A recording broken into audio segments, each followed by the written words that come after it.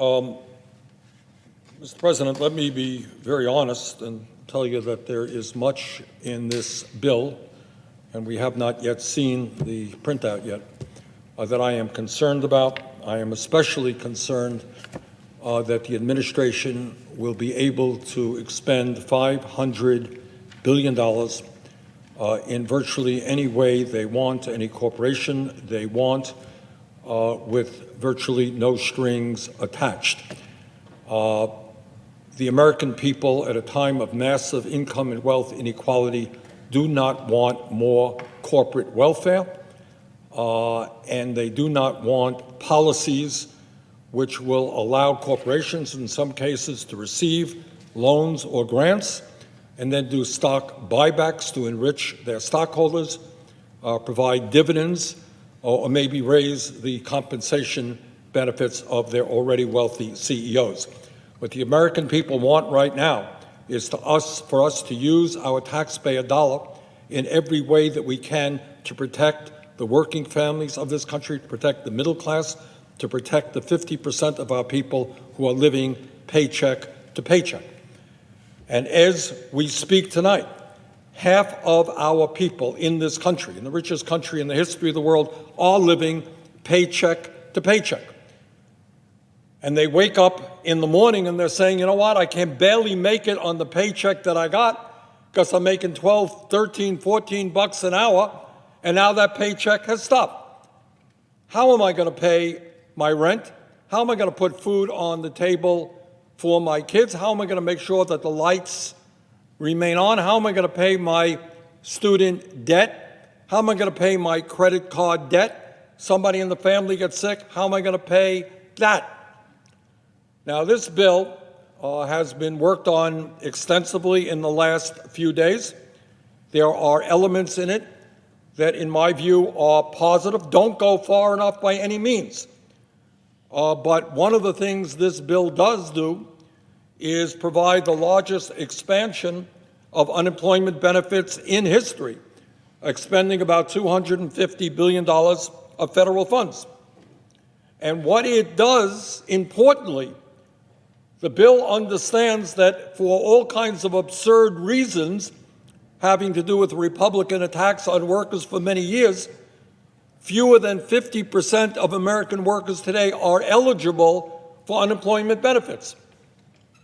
What this bill does is says, rightly so, that in the midst of this terrible economic crisis where some people, nobody knows, where some economists are estimating that by June, the end of next quarter, unemployment could be 20 or 30%, what this bill does say is that whether or not you are eligible for unemployment today, you're going to get unemployment compensation.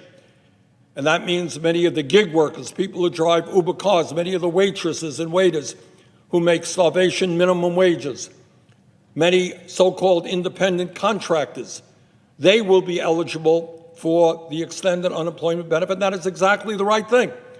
And the other thing that this bill does, which is right, is it says, okay, we are in the midst of a horrific crisis, unprecedented in modern American history.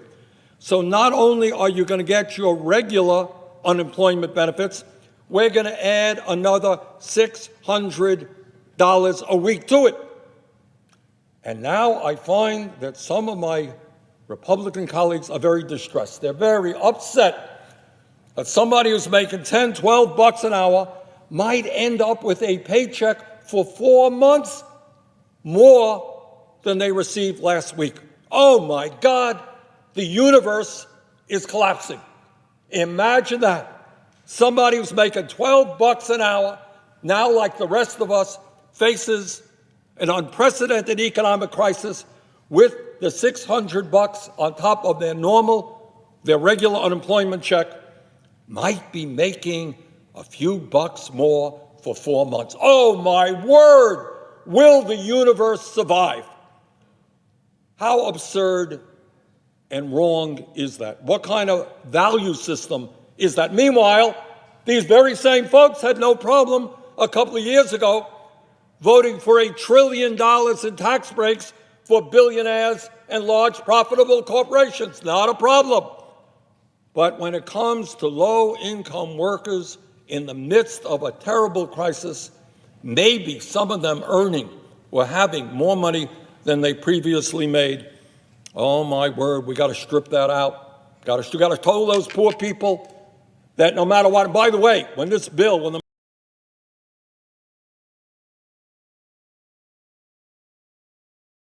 McConnell bill first came up, unbelievably, and I know many Republicans objected to this, they were saying that, well, we want to give whatever it was, $1,000 or $1,200, but poor people should get less. You see, because poor people are down here, they don't deserve, they don't eat, they don't pay rent, they don't go to the doctor, they're somehow inferior because they're poor, we're going to give them less. Well, that was addressed. Now everybody is going to get the $1,200, but some of my Republican friends still have not given up on the need to punish the poor and working people. You haven't raised the minimum wage in 10 years. Minimum wage should be at least $15 an hour. You haven't done that. You've cut program after program after program, and now, horror of horrors, for 4 months, workers might be earning a few bucks more than they otherwise went. Well, needless to say, this is an amendment that is coming up. I don't think it's going to go very far.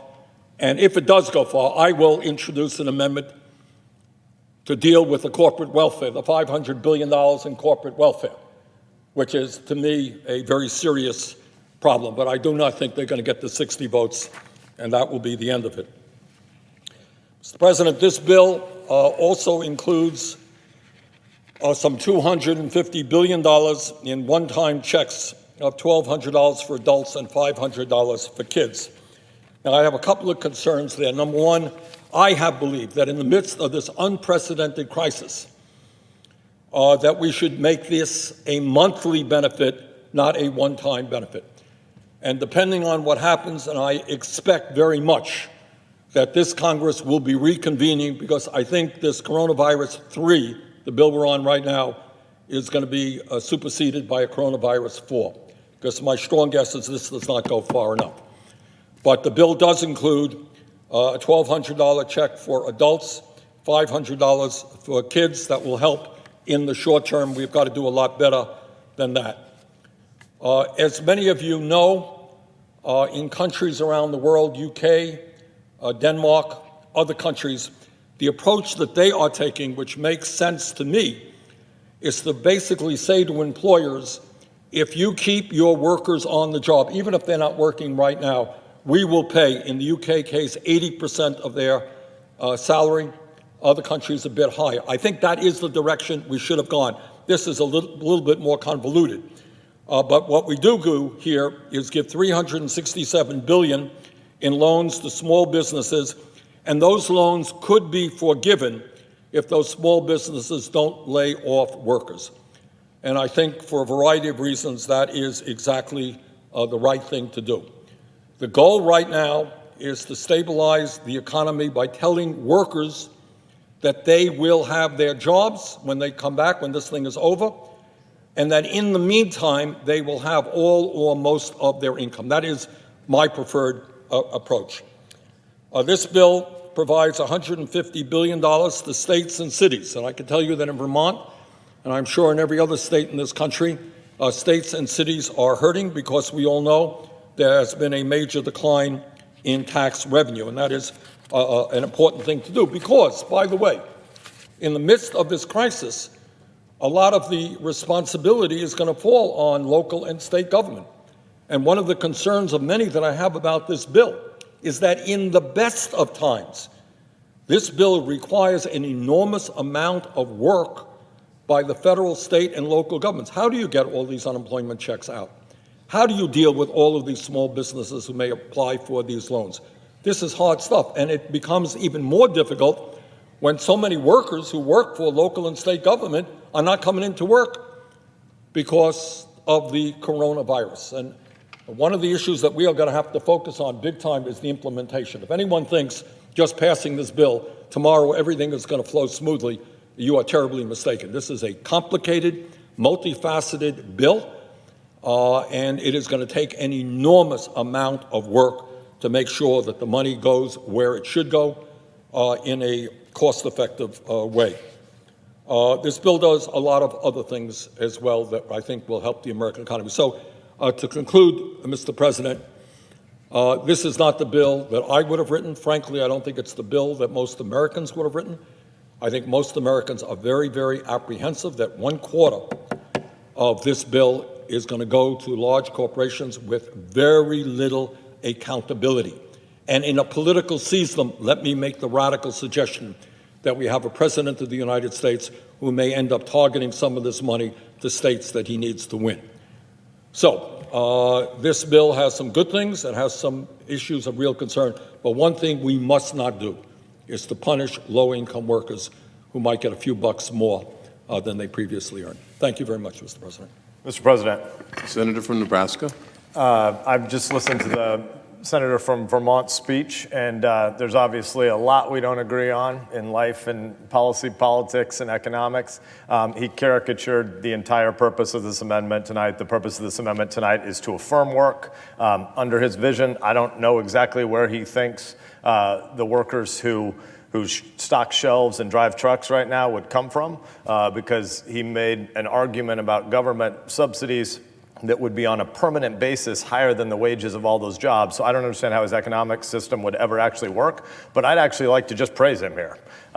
Two things. One, he said something that the politicians usually don't say. Usually when people are going to vote for something, they say the bill's salvific and utopian and going to do everything right. And if they're going to vote against something, they say it's the worst thing that's ever been written. And Senator Sanders just said that this bill has a lot in it. It's big, it's clunky. We're in the middle of a national emergency, and there's some good and there's some bad in it, and he's going to vote for it. I also believe this bill is big and clunky and stinky. There's a lot that's broken in it. There's some that's good and urgent and necessary and important, and there's a lot that's bad and poorly thought out and not going to be implemented very effectively. And on that, I'm also inclined to vote for it. So I appreciate his candor in admitting that this is kind of a big crap sandwich. But in addition, I want to praise the senator from Vermont for his candor in saying something that I totally oppose, but I appreciate his integrity and honesty in admitting it. He said, I believe, correct me if I'm wrong, sir, please. He said he wishes the $1,200 monthly payment would be made, or the $1,200 emergency payment would be made monthly and permanent. Is that right? No, not permanent, but during the crisis, yes. Okay, that's helpful clarification.